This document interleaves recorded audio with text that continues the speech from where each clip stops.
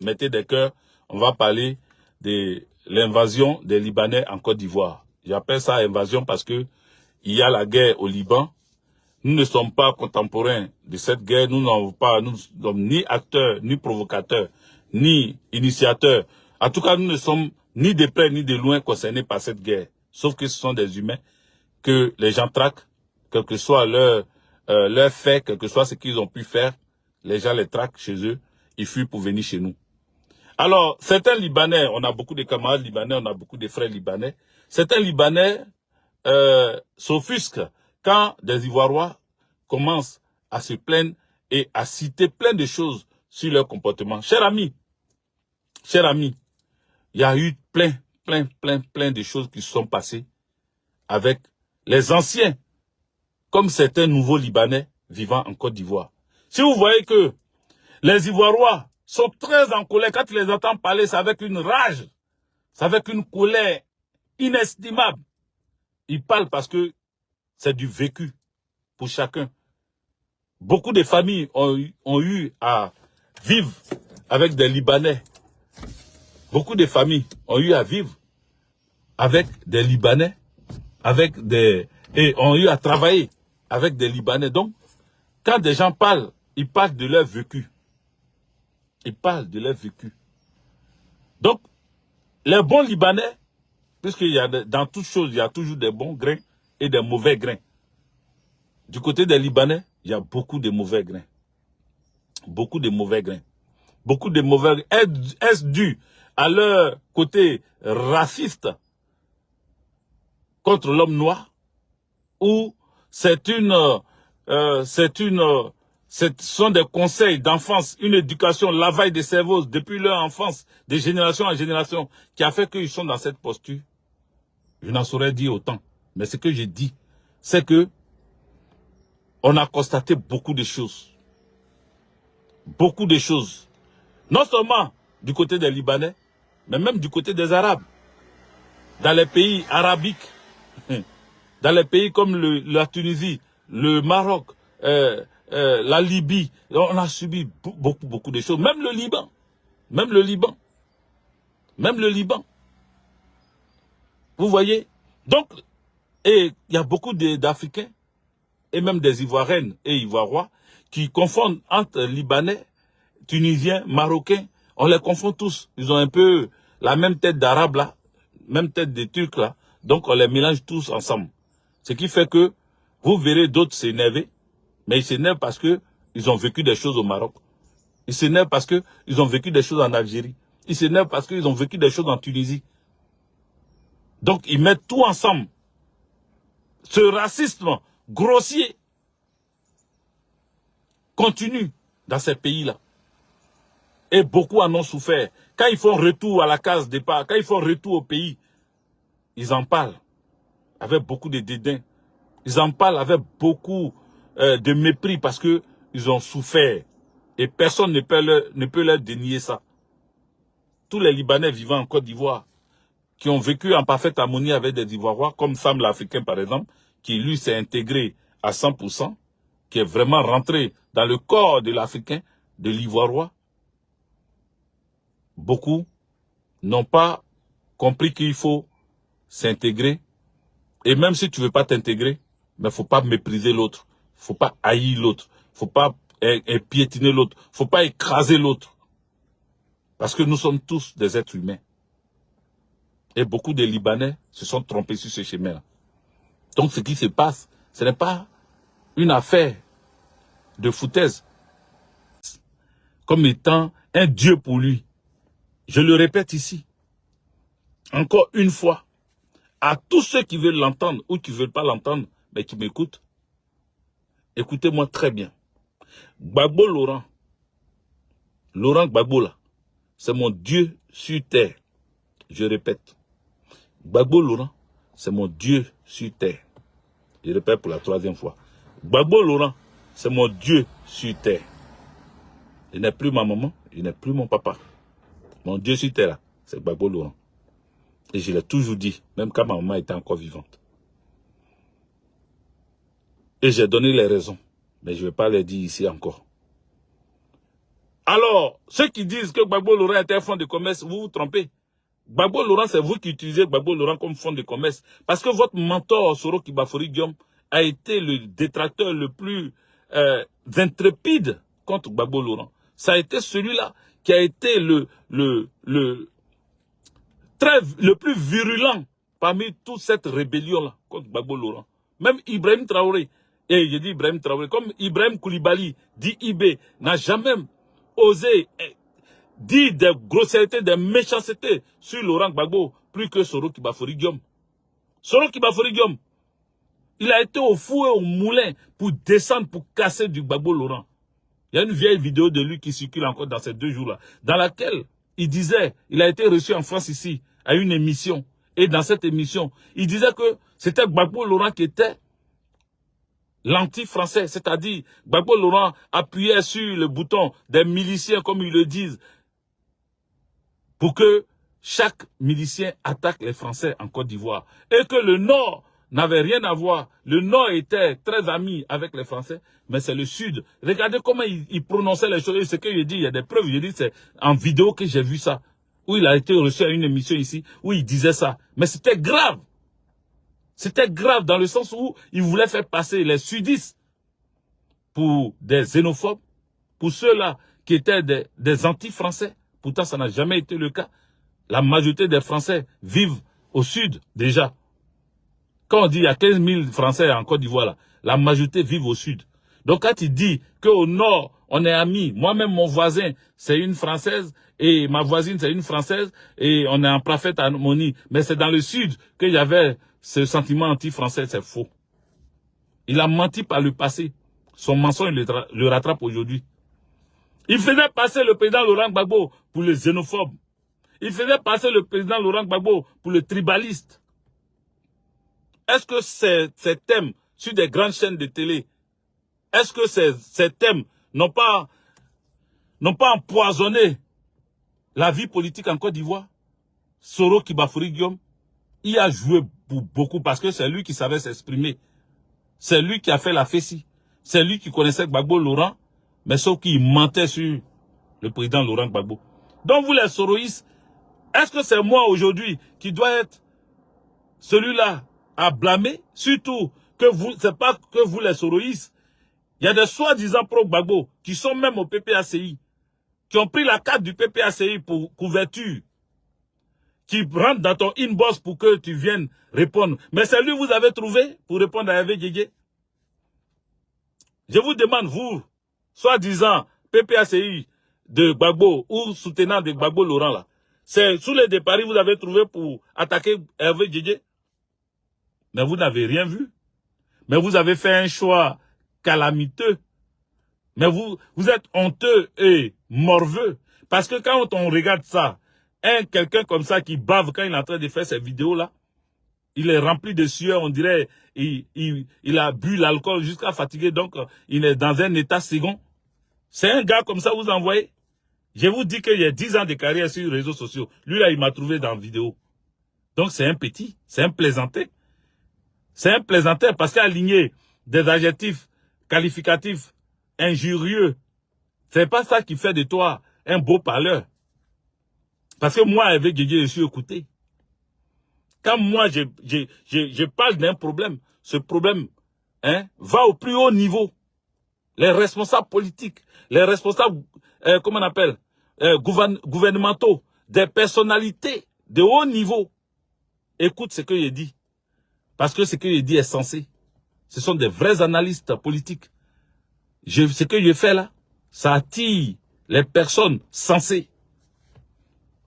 Quand je me décide de parler d'un sujet, il y a des oreilles qui écoutent.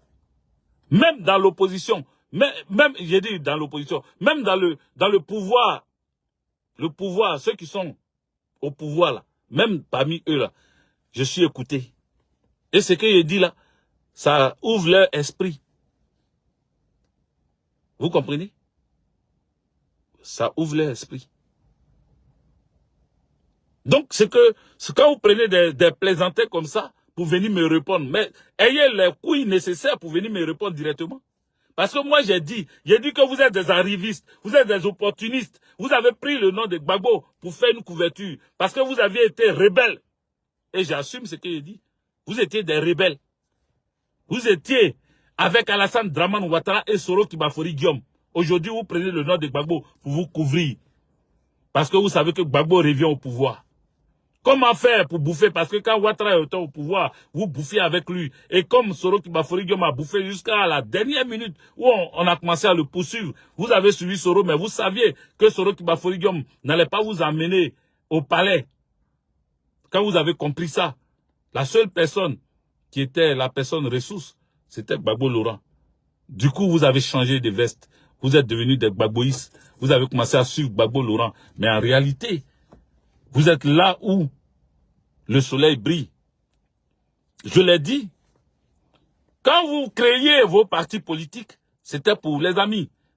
Mettez des cœurs, et puis partagez, parce que vous oubliez souvent quand je suis en train de parler, vous êtes tellement dedans que vous oubliez ce que vous devez faire. Il faut partager. Et continuer à mettre des cœurs. Je vais leur parler pour qu'ils comprennent. Gbagbo Laurent là, vous avez pris Gbagbo Laurent, mais à l'époque, quand vous créiez vos partis politiques là, c'était pour faire quoi, au juste? C'était pour faire quoi? Vous aviez créé vos partis politiques pour être des candidats face à Gbagbo Laurent. Ce que Blé Goudé fait aujourd'hui, et puis on dit, pourquoi il a créé son parti politique? S'il était vraiment l'enfant de Gbagbo, il allait suivre le président Laurent Gbagbo. Pourquoi il a créé son parti politique? Donc, désormais, il est adversaire. Vous étiez adversaire de Gbagbo Laurent à travers vos partis politiques. C'est parce que vous avez vu l'homme, vous avez vu la puissance de l'homme. Vous avez vu que depuis qu'il était en prison, toujours les gens partaient à la haie. Les gens n'ont jamais fléchi, n'ont jamais faibli. Ils étaient tout le temps derrière lui. Ça là, vous avez vu ça? Ça vous a donné envie. Ça vous a donné envie de revenir avec lui. De revenir à la maison avec lui. De travailler avec lui. De chercher votre place, un poste dans son truc, dans son parti politique. Donc si vous êtes dedans là, les anciens comme nous là, respectez-nous. Quel que soit le rang que vous avez, vous devez nous respecter. Parce que nous, on n'a jamais tergiversé. On n'a jamais changé. On n'a jamais créé parti politique contre Gbagbo Laurent. On est resté FPI, on est devenu PPACI. Sans passer ailleurs. Donc vous devez nous respecter. Et comme vous n'avez pas assez de couilles pour venir nous parler directement, vous passez par des individus comme Soulé de Paris. Soulé de Paris, c'est à vous il fait peur. C'est vous qui fait peur. C'est à vous qui fait peur. Des plaisantins. Vous passez par eux, vous partez leur donner des messages. C'est Hervé Guégué qui est le radical du groupe. C'est lui qui refuse complètement qu'on soit avec les soroïstes. Donc, lui là, faites-lui sa sauce. Faites-moi ma sauce. Ça fait 10 ans que j'écoute vos sauces là. Je goûte à vos sauces même et puis je ne vois pas goût dedans. Parce que vous ne savez pas cuisiner. Vous ne savez pas cuisiner. Vous êtes des sales personnes. Vous ne savez pas cuisiner.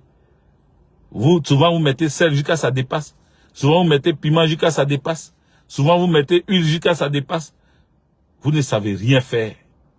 C'est nous qui savons faire les bonnes sauces.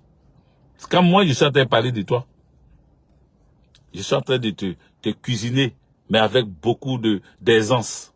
J'ai pas besoin de crier. J'ai pas besoin de suer. J'ai pas besoin de vomir, de baver pour pouvoir te dire la vérité, mon frère. Quand on te voit en train de parler d'Hervé Guégué qui trempe comme ça, ouais, lui là, il croit qu'il est qui? Et on le connaît pas. Il cherche les femmes, il est dans la chambre des femmes.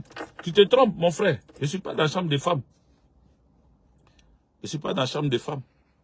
Et puis, Dieu merci même, si je suis dans la chambre des femmes, moi au moins, je suis pas un béar. Je suis pas un woubi. Donc Dieu merci que je sois dans la chambre des femmes. Je me traite de gigolo. C'est quoi être gigolo? Être gigolo, c'est quoi déjà? Être gigolo. On m'a connu où? On m'a connu en faisant mes vidéos et étant avec une activiste aussi, politique, une artiste, paix à son âme. Aujourd'hui, cette artiste n'est plus. Donc, loin de moi de parler d'elle de façon négative. C'est pas mon genre. Elle a été bien dans sa vie. Elle a fait ce qu'elle avait à faire. C'était une belle âme, une belle personne. Donc, je préfère m'arrêter là. Parce que je vous entends dire beaucoup, gigolo, gigolo. Mais j'ai toujours travaillé dans ma vie. J'ai travaillé. Depuis que je suis vivant, je travaille. Et ici, je travaille. Même quand j'avais eu un accident, je travaillais. J'étais allé travailler, même étant blessé, ayant eu fracture. J'étais au travail. Et mon travail consistait à vérifier dans les marches d'escalier les étages jusqu'au 5e étage. Et je faisais ça sans ascenseur. Jusqu'à ce que mon contrôleur vienne me voir en train de travailler avec des béquilles. Ah, il m'a dit non, non, non. Si les contrôleurs, si l'État vient, envoie ses contrôleurs sur les sites et puis me voit comme ça, c'est la société qui va prendre un coup. Et on m'a fait arrêter. On m'a dit d'aller me soigner correctement avant de venir travailler. J'ai toujours travaillé. J'ai toujours travaillé. J'ai gagné mon argent honnêtement. J'ai toujours gagné mon argent honnêtement. Honnêtement. Je n'ai pas eu besoin de quelqu'un, d'une femme, quel que soit ce qu'elle touche ou pas. Je n'ai jamais eu besoin d'argent des femmes pour vivre. De quoi parle l'auteur quand on parle de gigolo? Il n'y a plus d'injures, il n'y a plus de mots, il n'y a plus de paroles. Vous n'avez plus d'adjectifs qualificatifs. Vous ne savez plus quel mot utiliser pour insulter Hervé Guégué. Si vous ne savez plus, vraiment, gigolo, là, c'est pas le terme approprié. Cherchez un autre thème. Sinon, gigolo, ça ne reflète pas ma personne. Quand vous dites gigolo même, ma femme rit. Parce que, elle dit de qui on parle même. De qui on parle? C'est de toi on parle? Ah!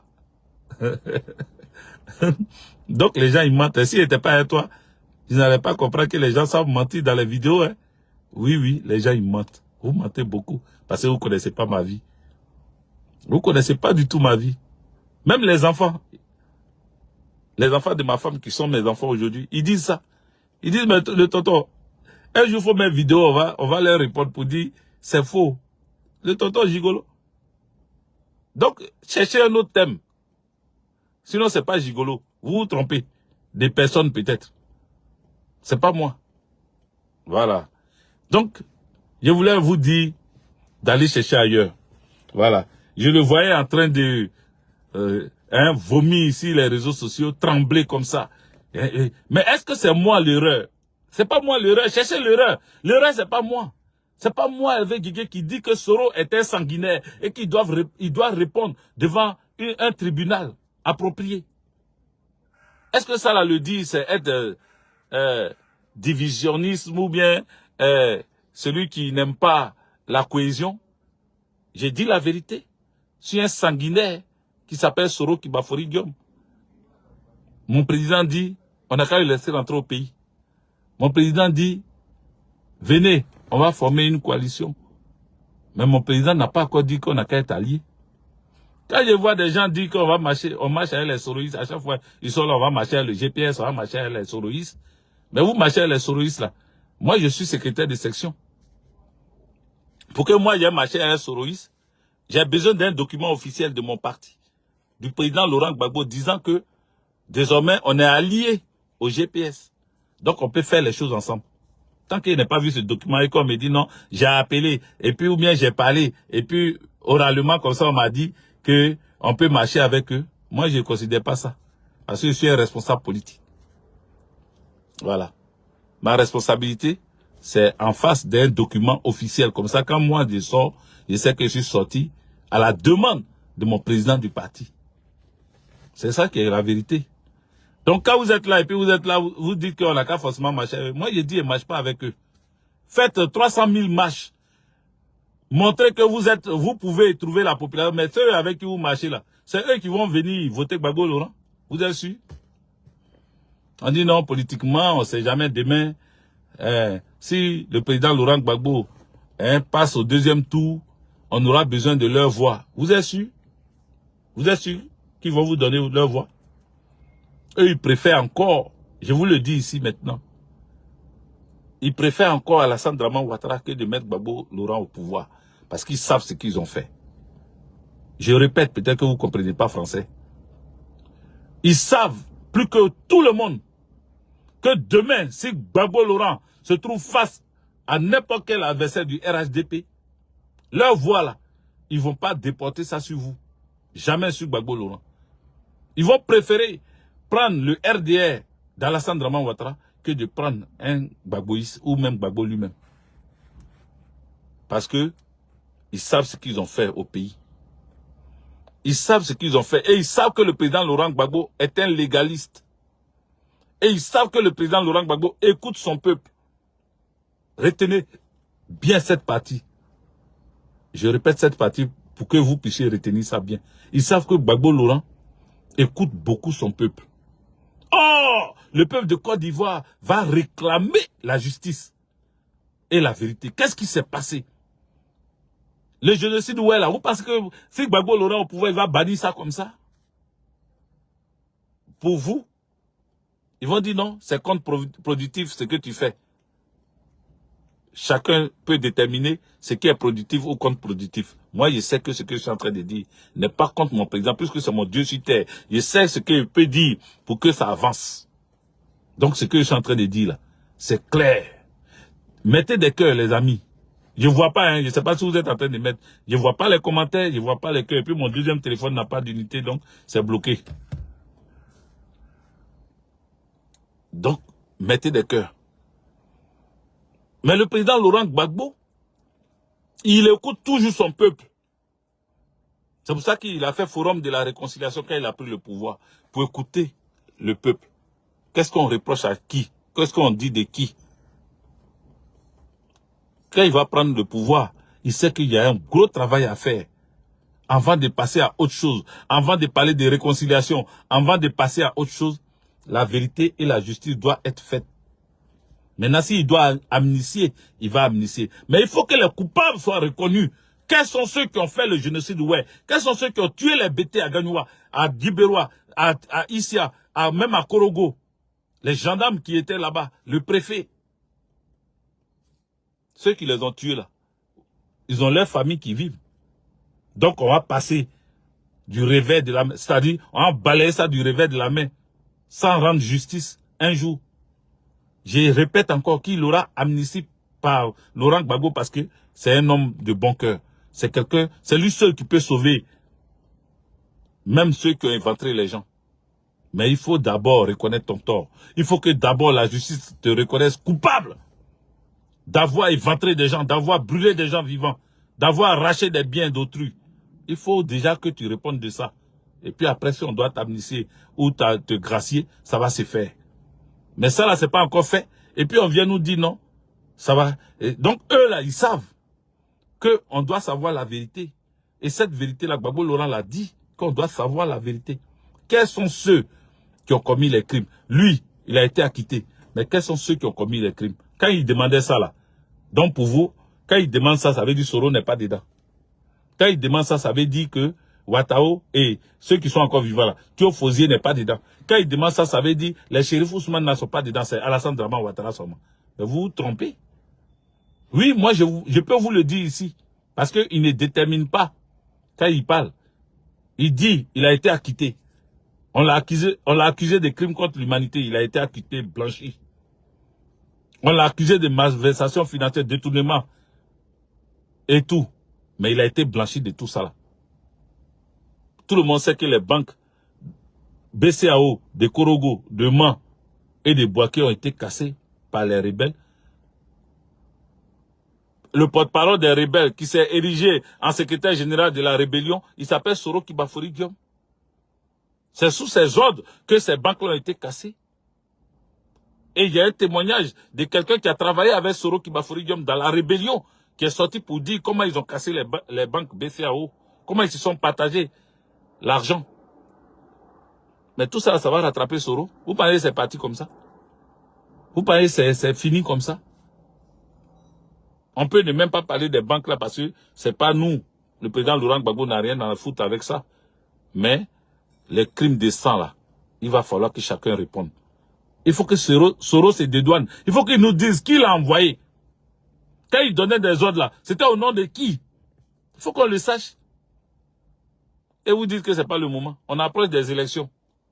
Le président Laurent Gbagbo dit chacun, comme on est ivoirois, on est africain, chacun va vouloir présenter son candidat. Si Gbagbo Laurent a dit ça, ça veut dire qu'on ne va pas partir à Soros Guillaume dans notre groupe. Soros Guillaume sera candidat.